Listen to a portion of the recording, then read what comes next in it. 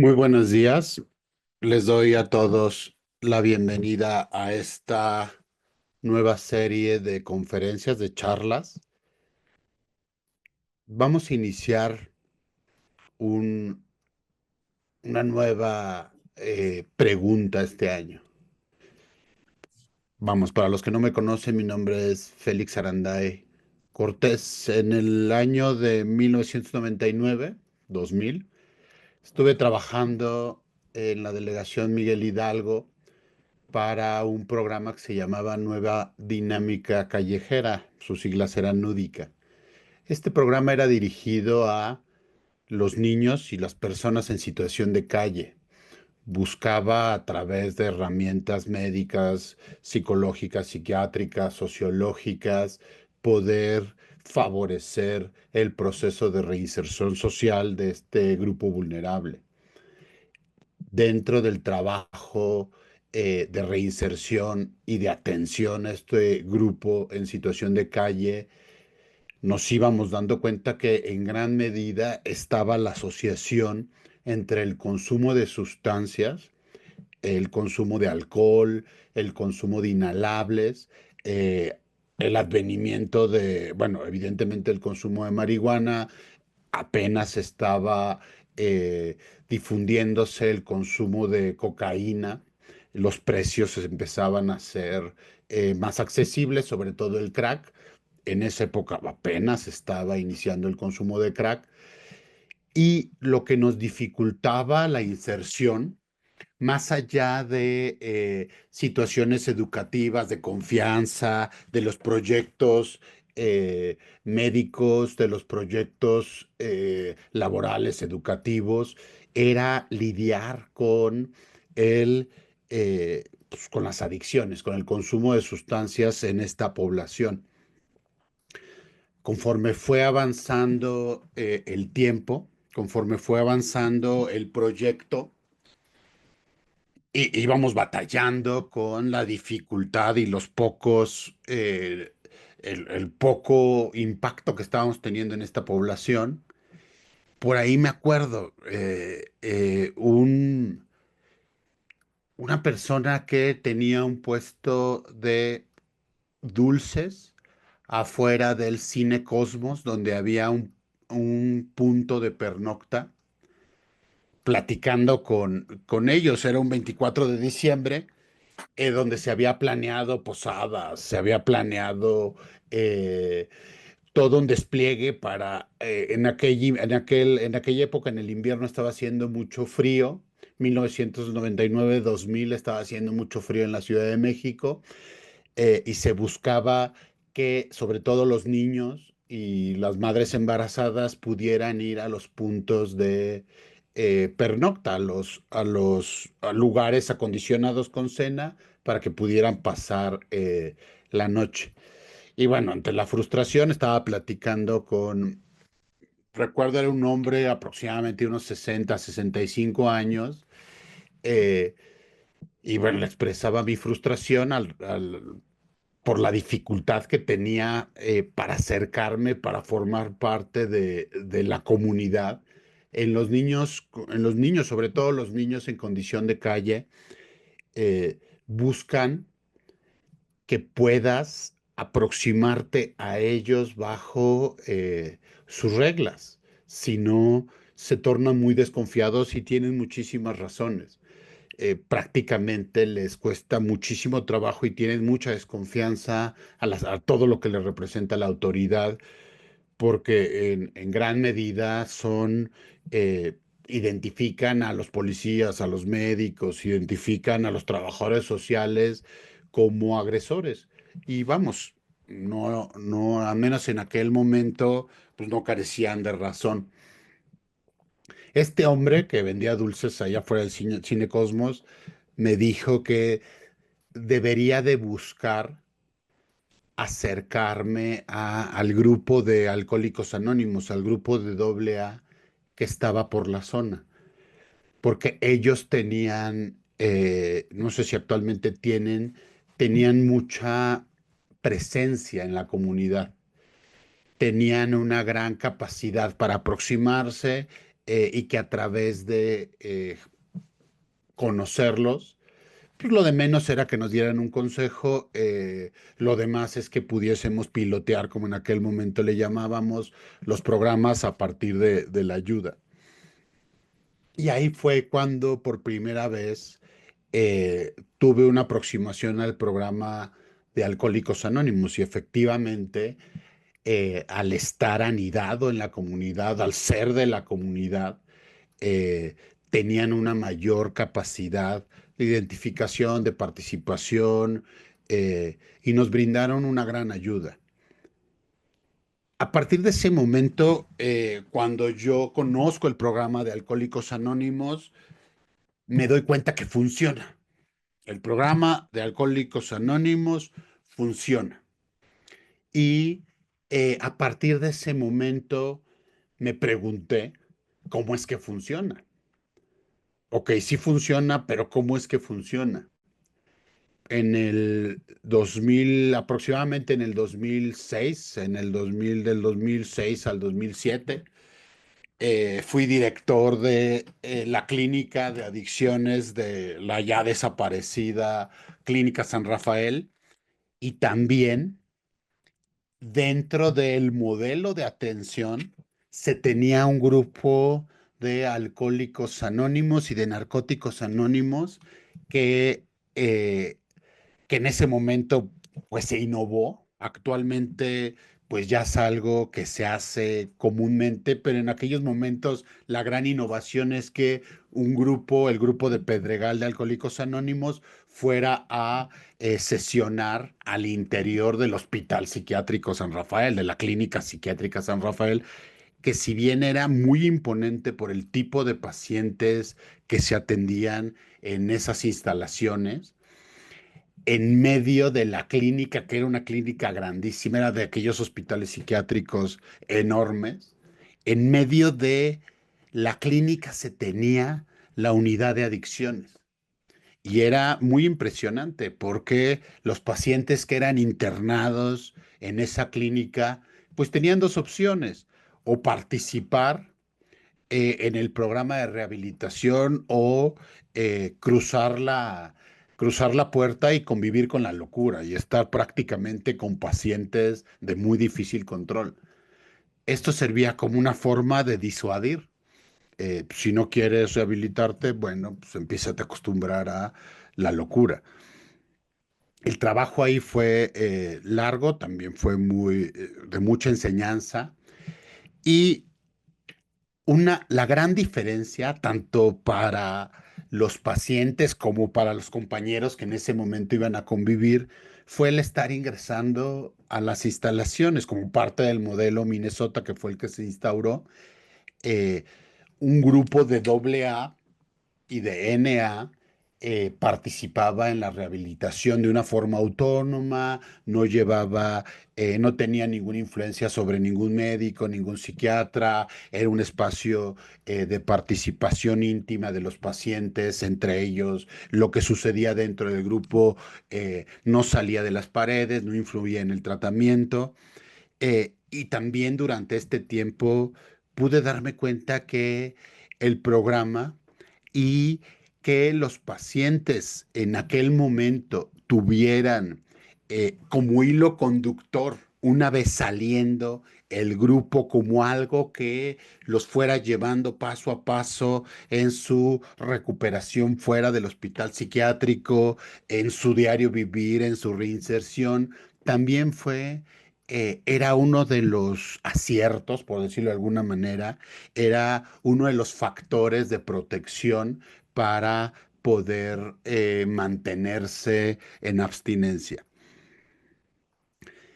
A partir de ahí, y ya en un estudio más amplio, la mayor parte de los modelos de tratamiento, el modelo Minnesota, que lo vamos a hablar en alguna de las pláticas posteriores, el modelo Las Flores, eh, tienen en su grupo, eh, en su formación, en su estructura, el programa de los 12 pasos. El programa de los 12 pasos surge de el programa de Alcohólicos Anónimos.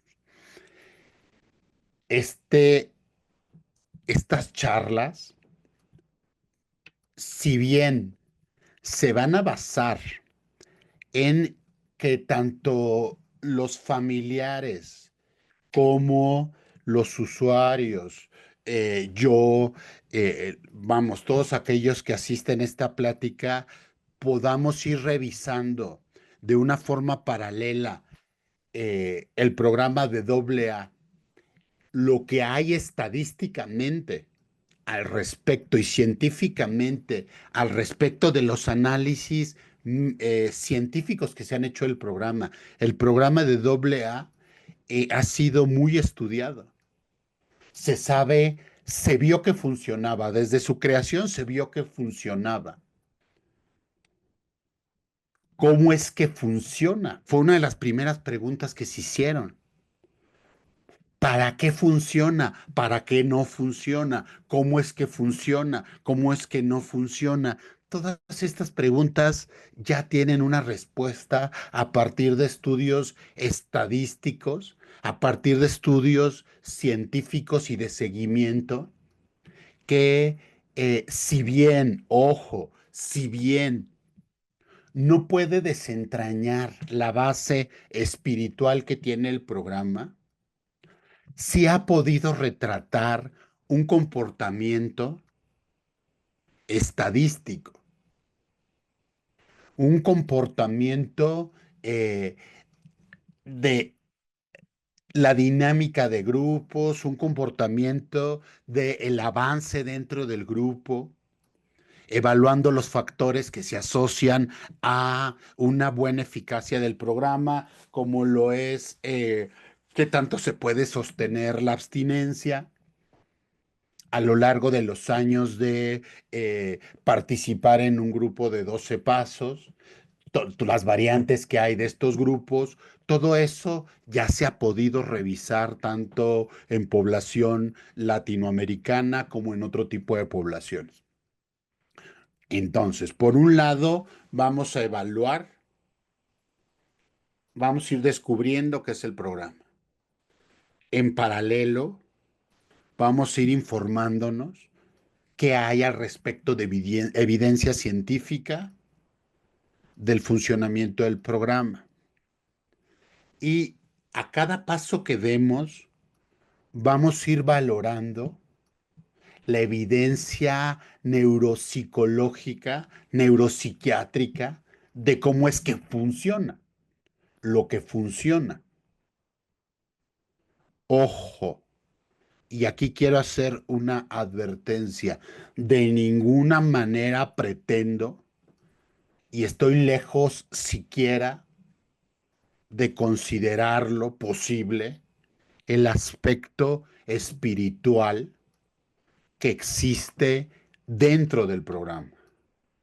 La vivencia espiritual de cada uno de los participantes en los programas de 12 pasos es algo íntimo y que de ninguna manera puede ser valorado. Bajo esa advertencia vamos a dar paso a esta primera plática. Como forma de introducción, regularmente durante las consultas le hago la pregunta a los usuarios. A ver, dime, ¿cuáles son los 4 axiomas básicos del programa de AA? Y realmente, y con sorpresa, me he dado cuenta que son realmente pocos aquellos pacientes, aquellos usuarios que han militado durante ciertos días, durante ciertos años, que pueden resolver esta pregunta, los axiomas básicos. Un axioma se refiere a un principio que se acepta como verdadero sin necesidad de ser demostrado dentro de un sistema lógico o matemático. ¿Qué quiere decir esto? Es una base a partir de la cual se van generando aseveraciones que entran en un proceso de prueba y de error. O sea, es la plataforma. Todas las ciencias tienen que partir de un axioma. Creemos que estamos observando que si alguien no se lava las manos, se va a enfermar de las vías gastrointestinales. Me va a decir, oye, doctor, pero pues, actualmente ya se sabe que tiene que ver con parásitos, con bacterias. Sí, sí, pero en un momento dado al inicio se tuvo que partir de esta observación y darla como cierto para iniciar todo un proceso de conocimiento. El axioma, para que los empecemos a reconocer, uno de los axiomas básicos del programa de Alcohólicos Anónimos es la frase que dice solo por hoy. Y es lo que vamos a revisar. Vamos a revisar qué es lo que sucede en la experiencia, qué significa y cómo es que empieza a funcionar, cómo se manifiesta y Eso pensé, neurobiológicamente. chupame la poronga, te digo, poronga, devolver mi cuenta de... Es muy importante educar a los niños desde chicos. Pero bueno, les comentaba, vamos a evaluar cómo es que funciona este axioma, que es un axioma básico y muy poderoso de Alcohólicos Anónimos, el solo por hoy. Dentro de la declaración de conflicto de interés, que me gusta cada plática mencionarlo, yo declaro que no mantengo ninguna relación laboral con ningún centro de rehabilitación. Yo trabajo como o participo dentro de los procesos como un interconsultante externo. Y el día de hoy voy a agregar lo que dice la norma oficial mexicana al respecto de que es una interconsulta. Cuando en un centro de rehabilitación me piden que yo intervenga, realizo un procedimiento mediante el cual quien es el médico tratante, quienes son los responsables del tratamiento, me solicitan opinión.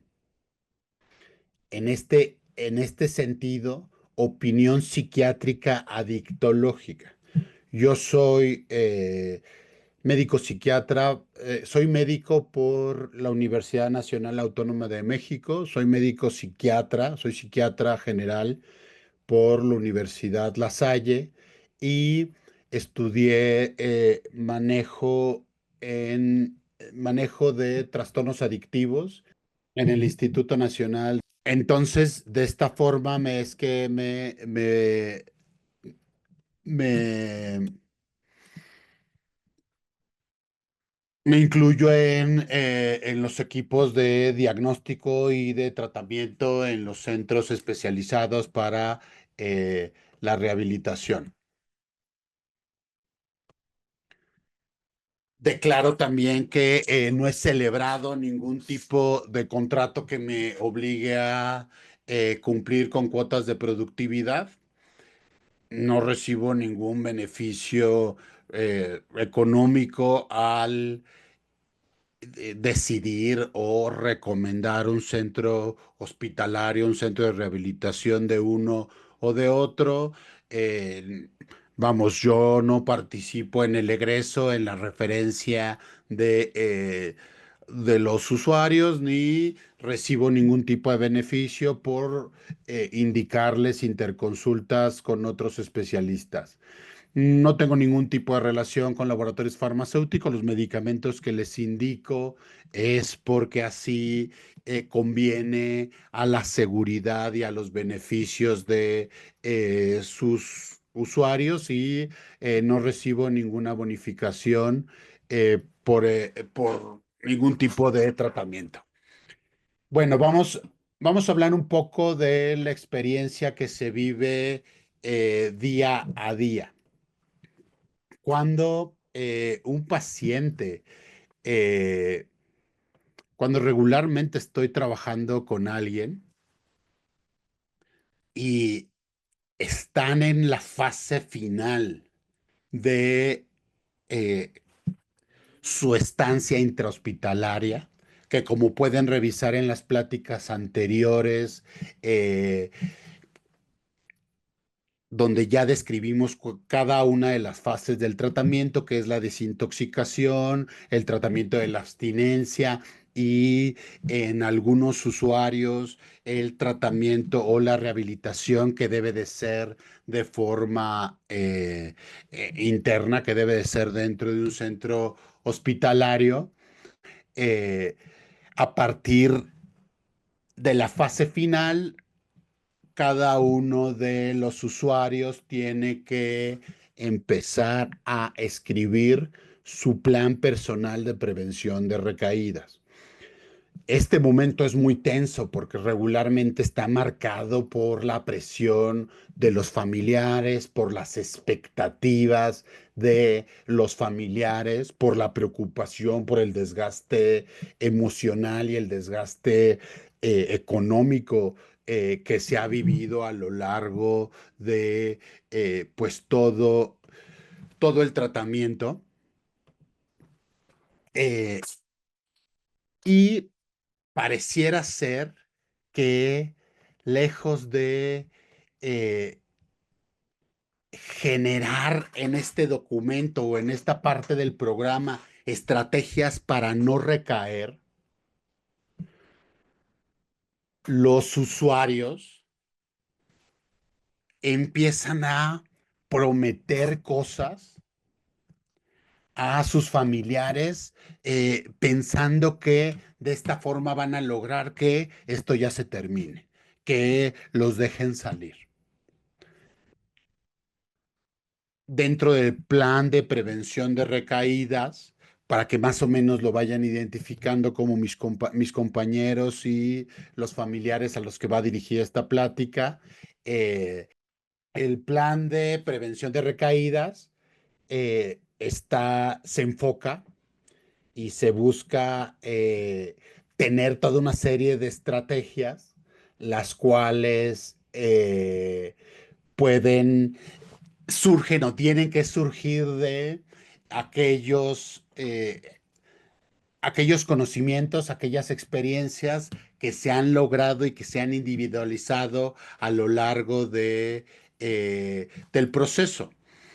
Es todas aquellas estrategias que a alguien le sirve, que alguien reconoce que son lo que lo ha puesto en riesgo en otras ocasiones. Por ejemplo, convivir con compañeros de consumo, estar en lugares donde se relaciona o de donde se asocia al consumo, que más adelante vamos a ver que es uno de los detonadores, por ejemplo, que actúan como el craving o detonando el craving, lo vamos a ver posteriormente, y se van generando a partir de la experiencia situaciones que se tienen poco a poco que ir resolviendo. En gran medida, en las últimas consultas se revisa este plan de recaídas, de prevención de recaídas.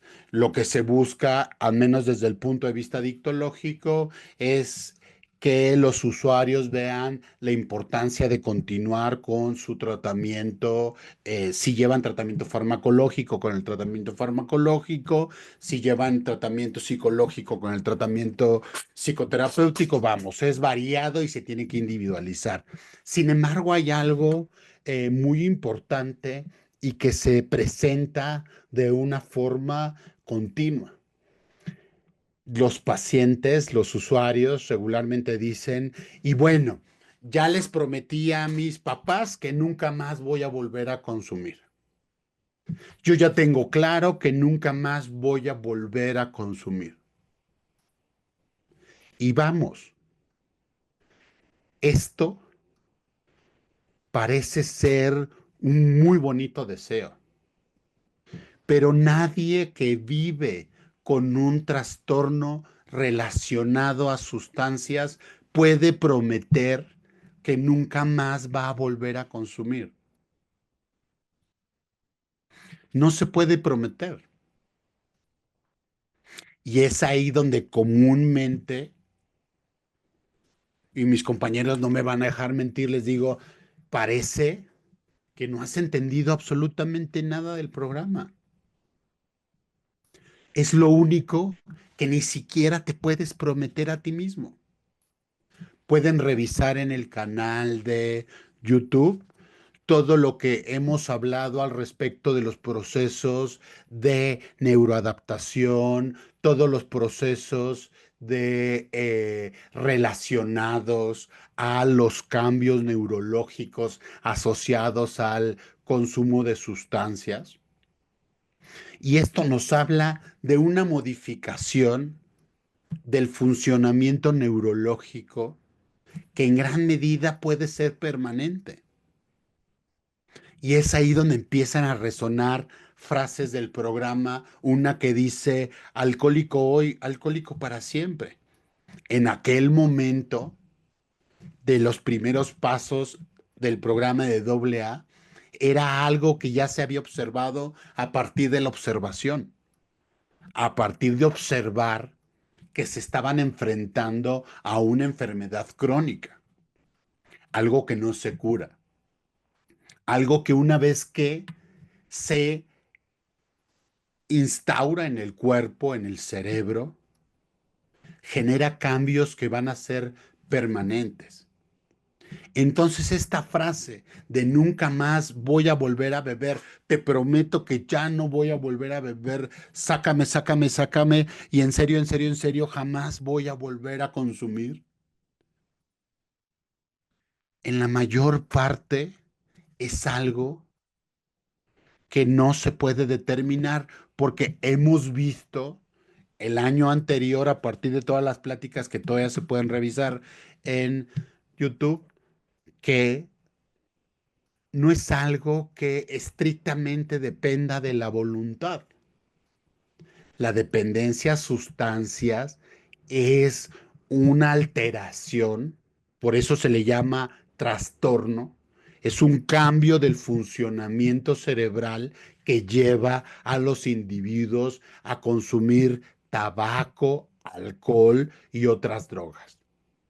No es algo que cruce por la voluntad, por el pensamiento. Es como si a alguien le pegan en la rodilla y una vez que le pegan en la rodilla, se le mueve el pie. Eso se llaman reflejos. Las drogas, el alcohol, el tabaco y las drogas están eh, químicamente diseñadas para generar este consumo que no cruce por la razón, que no sea algo que se piense, que no sea algo que se pueda controlar a partir de la voluntad. Para eso, uno de los axiomas del doble A es solo por hoy. ¿Qué es lo que se cambia? En lugar de decir, nunca más voy a volver a consumir, es solo por hoy, no voy a volver a consumir. ¿Y por qué funciona este axioma? Porque sí funciona.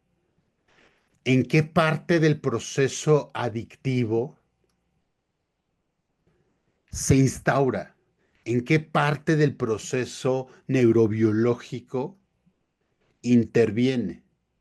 Cambia el procesamiento neuronal, cambia el procesamiento cerebral. ¿Qué poder tiene el solo por hoy en lo que se ha investigado y se ha podido ver hasta el día de hoy? Tenemos que partir de lo que hemos revisado anteriormente.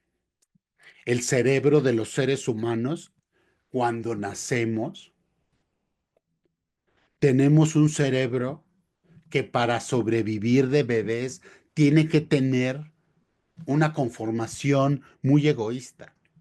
Un bebé lo necesita todo, lo quiere todo, lo requiere todo de una forma rápida.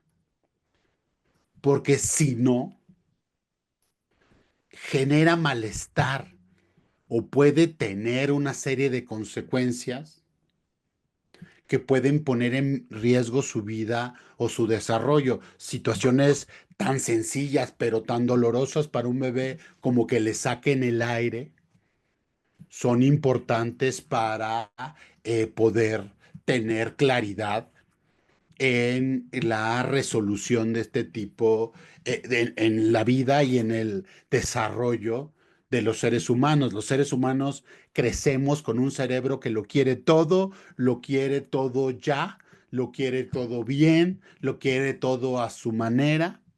Y conforme va creciendo y y se va eh, insertando en la realidad, el cerebro va aprendiendo que no se puede tener todo, que no se puede tener todo cuando alguien lo dice, no se puede tener todo en la vida.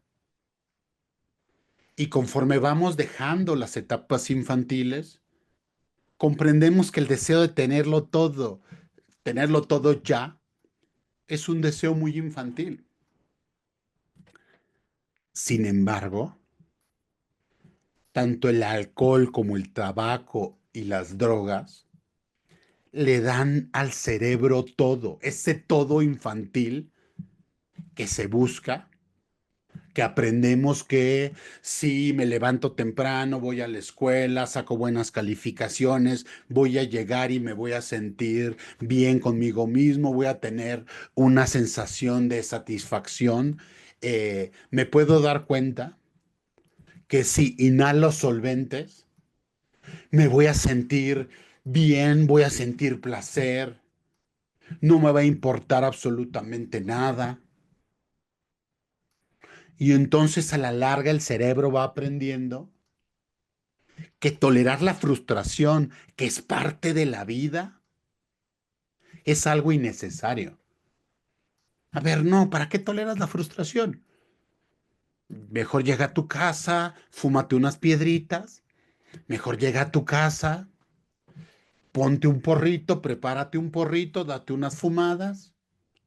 Y no, no importa que te hayan despedido, no importa que no hayas terminado la secundaria, no importan los fracasos, no importan, no, son satisfactores inmediatos.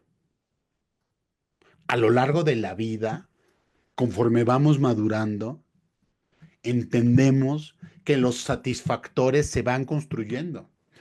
El satisfactor de una relación de pareja, el satisfactor de una vida económicamente estable, emocionalmente estable, tranquila, sin conflictos. La construcción de estos satisfactores son a largo plazo. Y aquí es donde hay un ejemplo que muchas veces es muy útil para comprender cómo funciona una droga en el cerebro. Si alguien le dice, suponiendo que tu dealer de confianza llega y te dice, con esta droga vas a experimentar un placer que ningún ser humano ha experimentado, vas a estar casi en el nirvana. Pero ojo, va a actuar en 30 días, pero tengo esta otra droga que pues, te va a hacer sentir bien, pero va a hacer sentirte bien inmediato y va a durar muy poco en la sangre. La mayor parte de los seres humanos elegiríamos aquello que nos va a dar el placer inmediato, porque así funciona nuestro cerebro infantil. Y los satisfactores poderosos van interrumpiendo ese proceso de maduración. Entonces, es muy importante comprender que en el proceso de rehabilitación los usuarios tienen una intención de no consumir, si bien nos va. Si un usuario ha dejado de batallar con el hecho de estar internado, porque créanme, es una pelea estar internado. Nadie quiere estar internado. Nadie. Los primeros momentos después de la desintoxicación es ya me quiero ir, ¿qué tengo que hacer para irme lo más rápido posible? Y un gran número de usuarios permanecen 3, 4 semanas, incluso meses, pensando exclusivamente, batallando con aquello que los imposibilita para obtener una recompensa a la que están acostumbrados. El cerebro es mi mamá, mi papá, quien me trajo aquí, me tiene que hacer caso ahorita y me tiene que sacar en este momento. Porque no fue para tanto, porque aquel consume, porque aquello, porque me he puesto peor, porque entré de manera voluntaria, porque yo le pedí la ayuda, porque... Y empiezan las promesas, unas promesas eh, eh, falsas, promesas personales, promesas hacia los familiares, que lo describe muy bien la literatura, muy bien la literatura de Alcohólicos Anónimos. Es un estado salvaje donde todos los instintos se revelan. Todo aquello de lo que no somos conscientes se levanta en rebelión. Imagínense, piensen en la imagen. Actualmente, a partir de estudios en técnicas avanzadas, se sabe que cuando alguien está en esta fase, que regularmente es una fase de abstinencia mediata o tardía,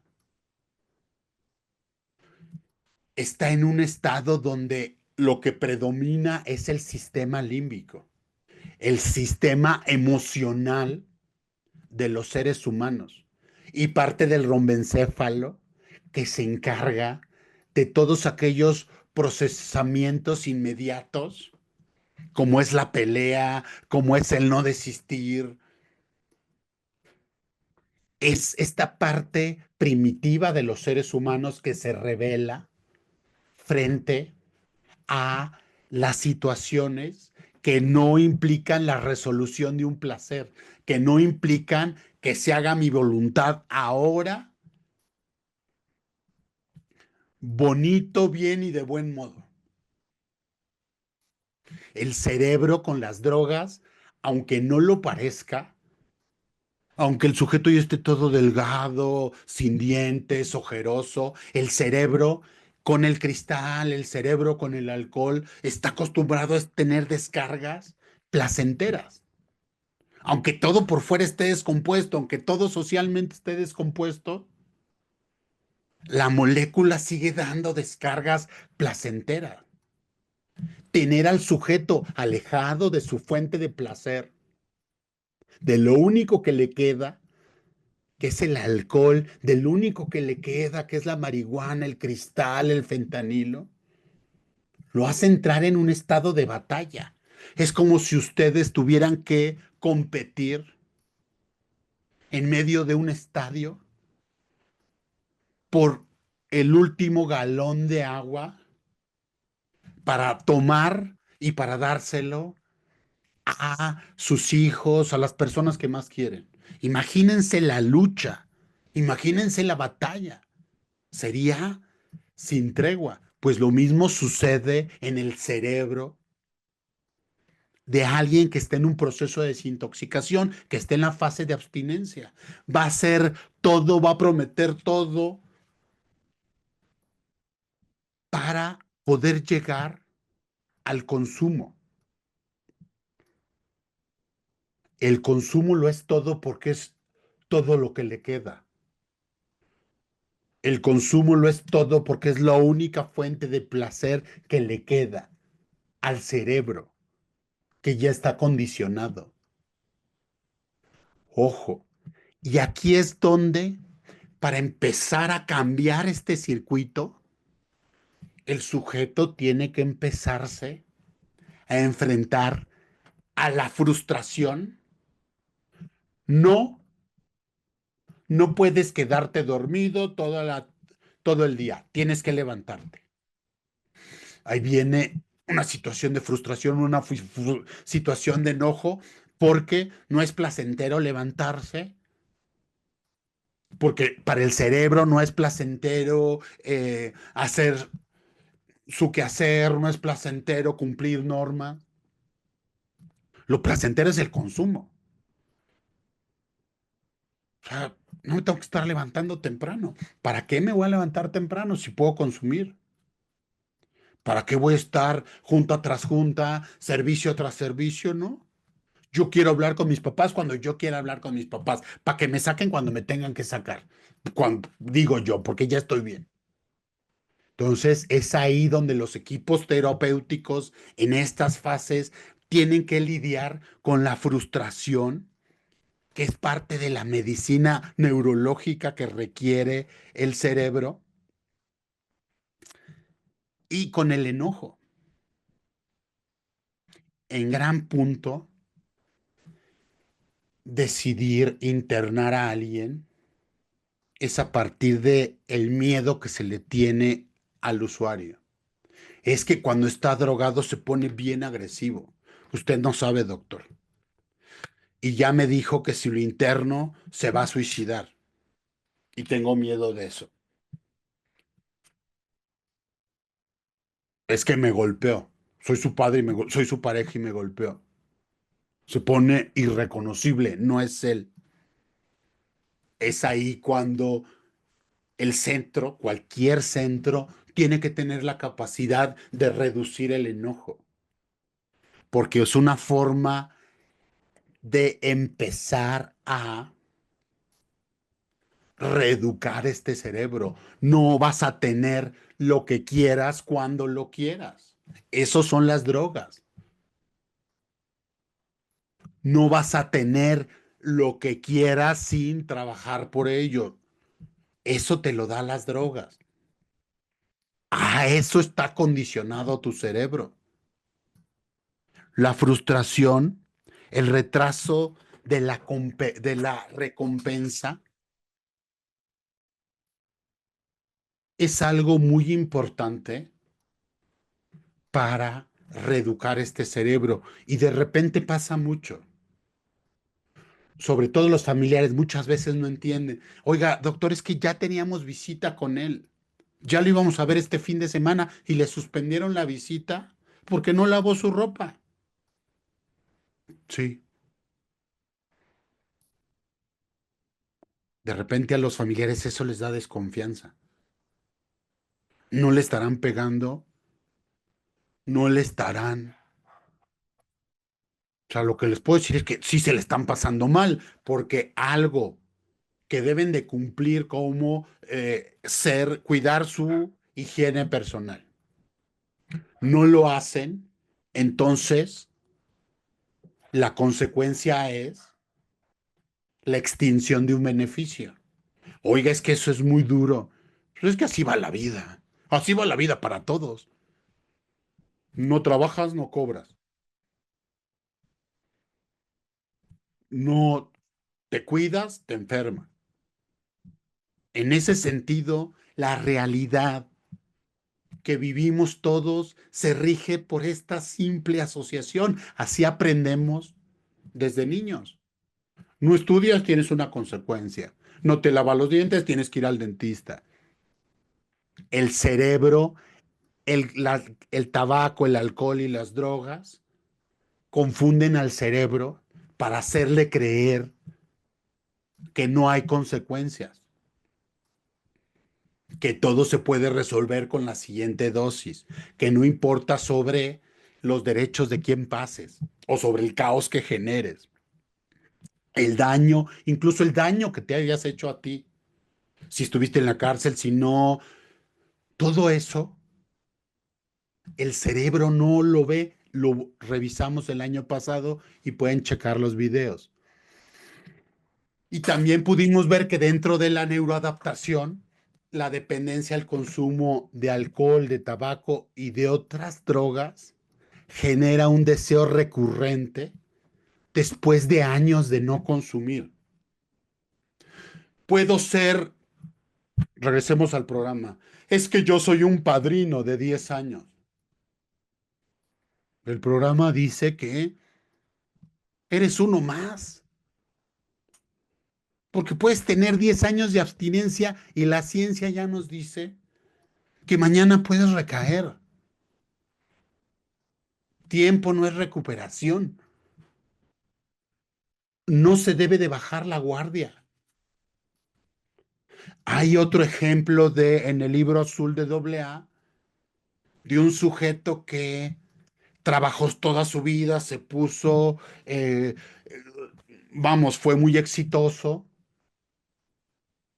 y que al final de sus días se puso la bata, sus pantuflas, se dedicó a beber y le dio el traste a todo. Desde ahí, desde el análisis de esas observaciones, se podía empezar a entender que esto es algo que continúa, se puede detener y si vuelve a haber consumo, continúa desde donde se quedó. Esa es la definición de un trastorno. Y aquí me voy a explicar mejor. Una enfermedad como la diabetes, como la hipertensión, aunque sea tratada de forma adecuada, tiene un curso. Va a seguir avanzando. Va a avanzar conforme la historia natural. En la diabetes, por ejemplo, empiezan a fallar los vasos sanguíneos, la sensibilidad, como fallan los vasos del ojo, se empieza a perder la vista. Hay un momento donde el páncreas ya deja de formar insulina, el paciente se va cronificando, es más difícil controlarlo y aparecen las complicaciones. En los trastornos por dependencia a sustancias o los trastornos relacionados con sustancias, un sujeto puede empezar a consumir, se empieza a presentar el deterioro. Si deja de consumir, ya no avanza. Se puede tratar de una manera adecuada, se pueden controlar las expresiones de una forma controlada, no solo a partir de los fármacos, también a partir de reentrenar el cerebro, que eso es psicoterapia, a partir de reentrenar a los familiares, que es psicoterapia familiar, a partir de un programa como es el de el de los 12 pasos, y ahí se frena. Cuando el sujeto vuelve a tener una exposición al tabaco, al alcohol y a las drogas, es como si estos 5 años, como si estos 3 meses no contaran para nada. El trastorno sigue su curso, se sigue desarrollando, se vuelve a prender la mecha. Y es ahí donde hay mucha frustración. Es que llevaba 5 años sin consumir. Pues sí, y a tu cerebro no le importa. Y es aquí donde el deseo puede seguir. Y es ahí donde también nos damos cuenta que hay que ser más sensibles a favorecer que nuestros familiares que viven con dependencia a sustancias, a tabaco y a drogas puedan expresar su deseo sin ser sancionados, me explico. Tenemos que generar las vías de confianza para que alguien nos diga, tengo ganas de consumir. Mamá, me levanté con ganas de drogarme. Mamá, se me antoja una chela.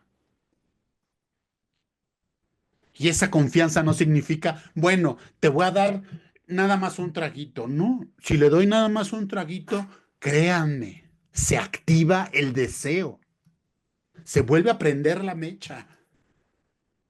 No es algo que vaya a empezar a aparecer paulatinamente.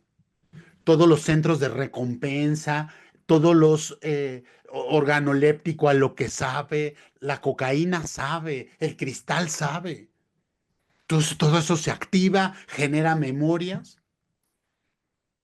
y se desarrolla, se expresa nuevamente el trastorno por consumo de sustancias. Entonces es muy importante que tanto mis compañeros como sus familiares puedan saber que expresar el deseo de consumir es algo muy importante. Hay que estar al pendiente, no hay que reprimirlo. ¿Cómo se manifiesta? Hace poco un, un usuario me platicó, hace el año pasado, que iba caminando hacia su grupo al que ya estaba acudiendo diario, que pasó y que a su lado vio una terraza de un bar donde estaban viendo el partido de la liguilla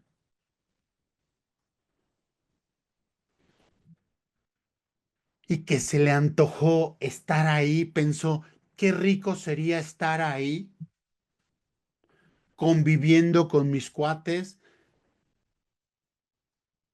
con los demás. Después me dijo, pero no tengo ganas de consumir, no se me antojó el alcohol, se me antojó estar ahí.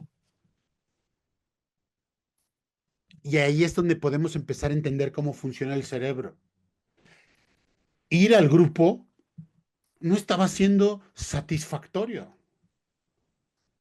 Uno se siente bien a veces después de salir de sesión, después de salir de la junta, uno se siente bien y a veces no es algo que digamos, qué satisfacción. Lo que dicen muchos usuarios de, es que voy y la verdad es que me pongo peor.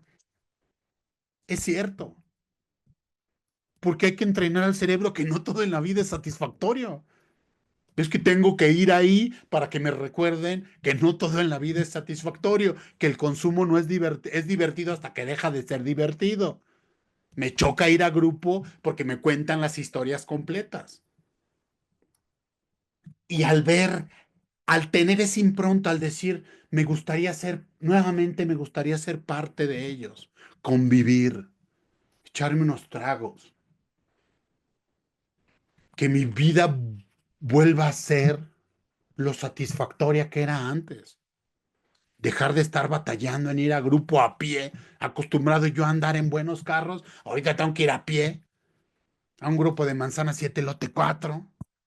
Cuando antes podía estar con ellos refinándome y aventándome 6,000, 7,000 pesos en una cuenta, sin importarme el mañana. Y ojo, él era consciente, no, pero no se me antojó el alcohol, se me antojó estar ahí. Y ese estímulo fue generando, fue creciendo hasta costar una recaída. Porque el cerebro va a buscar regresar a aquello que es, que es simple y que nos va a dar la mayor cantidad de placer, aunque sea imaginario. Por eso, ¿cómo identificas, compañero, a un padrino que se respeta a sí mismo? Aquel que dice, hoy yo llevo 24 horas sin beber y con eso me doy por bien servido. Hoy yo tengo claro que me puedo subir sin broncas a la tribuna a decir, tengo ganas de consumir. Soñé que estaba consumiendo. Donde no pierde de vista que el programa de los 12 pasos sirve para dejar de beber y de drogarse. No sirve para otra cosa. Sirve para lo que sirve y para lo que no sirve, no sirve.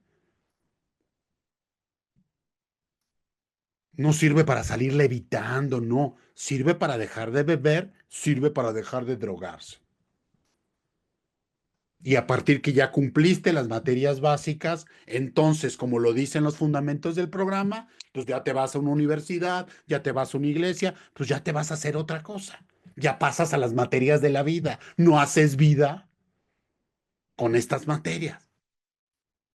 Y es ahí donde entendemos que el solo por hoy nos da la posibilidad de ser sinceros y como familiares debemos de comprender que se dice y no pasa nada. Mamá, tengo ganas de consumir. Ok, vamos a revisar. ¿Has tomado la suficiente agua? Sí. ¿Tienes hambre? A ver, vamos, ¿qué se te antoja de comida? Pues probablemente se me antoja esto. Vamos, te acompaño a grupo. ¿Qué te parece? Sí. Y el programa de prevención de recaídas ahí entra. No hay que manejar valores. ¿Qué te parece si hacemos equipo y en 2, 3, 4 días no manejas valores? Háblale a tu psicólogo, háblale a tu padrino, háblale al psiquiatra para que le informes que tienes craving y te pueda prevenir una recaída. El axioma de solo por hoy funciona para identificar el craving, incluso en el libro Viviendo Sobrio, ahí habla. Muchas veces no se trata de 24 horas, se trata de decir, en las siguientes 25 minutos no voy a consumir. Y ya pasaron los 25 minutos, muy bien, me voy a echar una hora. Un padrino que se respeta a sí mismo te va a decir, tienes ganas de consumir, quédate aquí a la otra junta, y a la otra junta, y a la otra junta, y así cansas el deseo de consumir, de beber o de drogarte. Se cansa, créeme, se cansa. Más vale estar una tarde en un grupo de AA que 3 meses en una clínica de rehabilitación. Se tiene que asumir que el deseo recurrente de consumir sustancias aparece incluso años después. Las bases neurobiológicas las pueden revisar. Ya les había hablado. De lo que estamos hablando es del craving. El craving es el deseo de consumir, el deseo continuo de consumir que puede ser estimulado, por ejemplo, en el caso que les platicaba, por estímulos externos no relacionados al consumo, el estar viendo un partido, el estar escuchando música, risas alegres, un cierto nivel de luz, las memorias que tengo al respecto de esas experiencias sirven como estímulo. Había, eh, hay casos reportados, incluso modelos experimentales, donde eh, éticamente no se les puede dar cocaína a los pacientes para estudiarlos. Entonces, lo único que se hace es, se inhalaba cocaína con un billete, se les pone el olor del billete y ¡fum! El cerebro se prende. Créanme, existen estudios. El cerebro se prende. Si fumaban en lata, lo único que tienen que hacer es el sonidito de la lata cuando cruje, cuando se calienta, el cerebro se prende, como si estuvieran consumiendo. El olor a foco, porque el foco huele. El olor a el envase de Yakult, que tiene un olor dulzón característico. El olor a queroseno, que es esta parte de la cocaína que pasa por atrás de la garganta. Seguramente a muchos de mis compañeros están, ¡ay! Ese doctor ya se la sabe, ¿qué se me hace? Todos esos estímulos encienden el cerebro y lo que están sintiendo es craving, deseo de consumo que muchos, sobre todo comerciales, juegan con esto.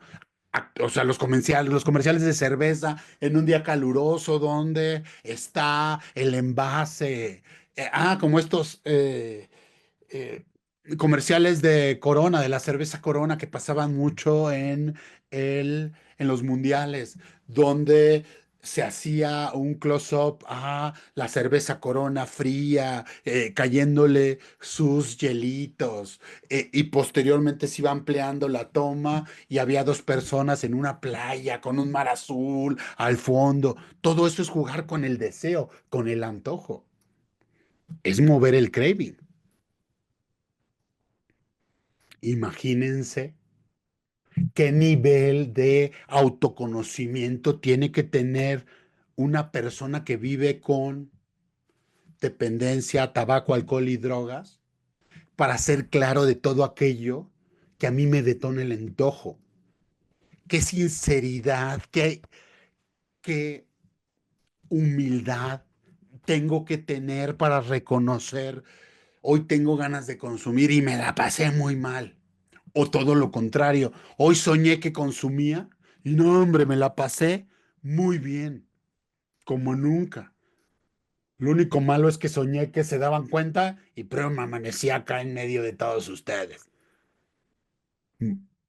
Tengo ganas de consumir a tu pareja, tengo ganas de consumir a tus familiares.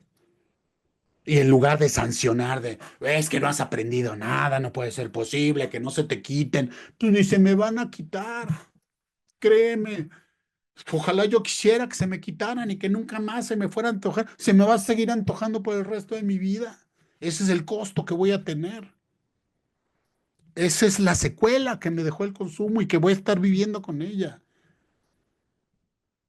Ojo, de repente cuando no se comprende esto, los usuarios que están en rehabilitación se empiezan a decir a sí mismos, bueno, voy a dejar de consumir hasta que termine la universidad y pues la verdad es que yo sí me veo en 10 años consumiendo tranquilo y de una forma controlada.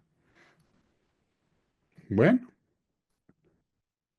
vas, pruébalo, como lo dice el programa, y ahí vienes y nos platicas cómo te fue. Hay años de observación detrás de las ciencias adictológicas. Ya hay años de estudios científicos atrás de las pruebas adictológicas. La excepción a la regla regularmente está internado por una recaída. Yo hasta este momento no conozco la excepción a la regla. Aquel que haya tenido un trastorno por consumo de sustancias y que después haya podido consumir de manera apropiada. Y me dedico a esto desde el 99. Esta plática la pueden revisar en YouTube.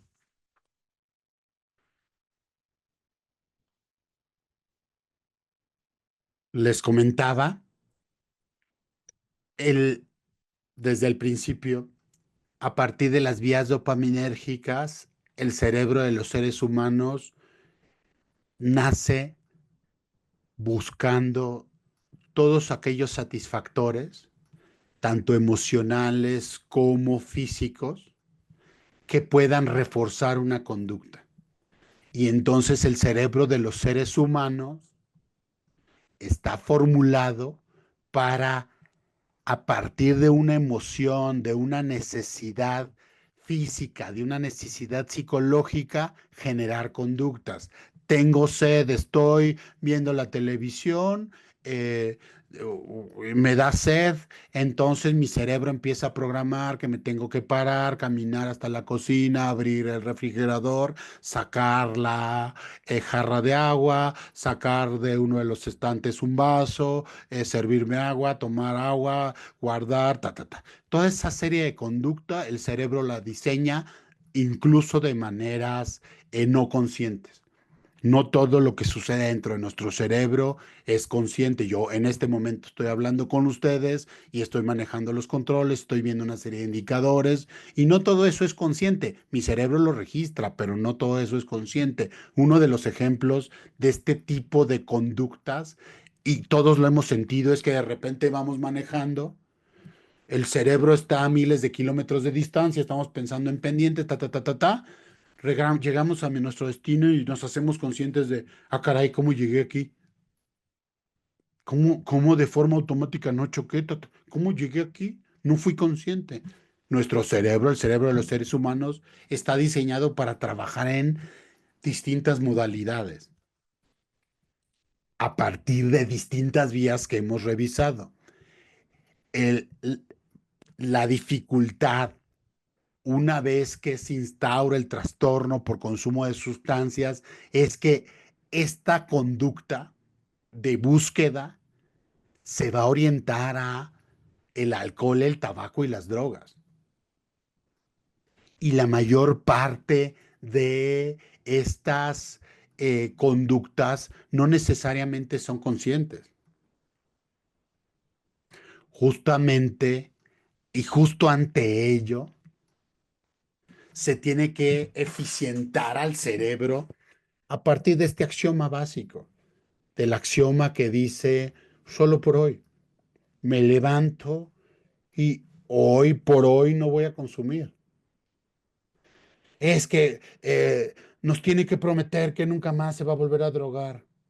Es imposible. No se engañen, porque entonces van a bloquear esa vía de comunicación que es tan importante. Es mejor dentro de un acuerdo de egreso es, ¿qué te parece si nos dices cada vez que tengas ganas de consumir? Necesitamos ser sinceros. Necesitas entender que no se te va a quitar, nunca se te va a quitar. Las secuelas neurológicas, muchas secuelas neuropsiquiátricas van a remitir. Puedes haber no tenido neurodegeneración, de acuerdo. O puedes no haber tenido daño cardíaco, todo lo que ya checamos el año pasado. Sin embargo, el deseo de consumir es un costo con el que vas a vivir por el resto de tus días. Necesitamos ser conscientes y que nos avises, que te avises a ti mismo, que le avises a tu padrino, a tu equipo, a tu médico, a tu psicólogo. Vamos a dar paso a las preguntas. Por favor, recuerden que esta plática está siendo grabada para subirla a redes. Si no quieren que su imagen aparezca en redes sociales, les aconsejo no encender sus cámaras. Pueden hacer sus preguntas a partir del chat que ya está activado o, eh, o sin prender su cámara o prendiendo su cámara a partir de las cámaras. Gracias.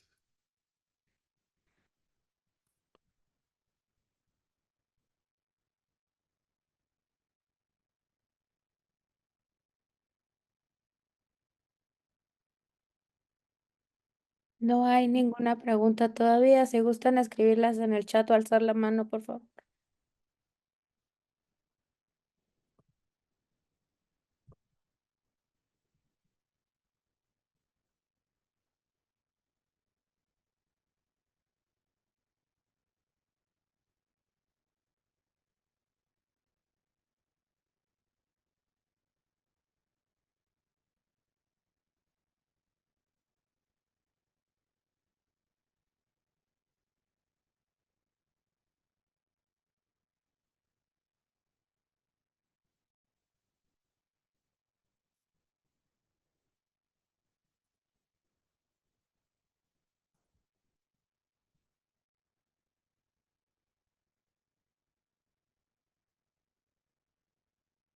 Excelente. Bueno, si no hay preguntas, les agradezco a todos su participación y los veo el próximo mes. Gracias.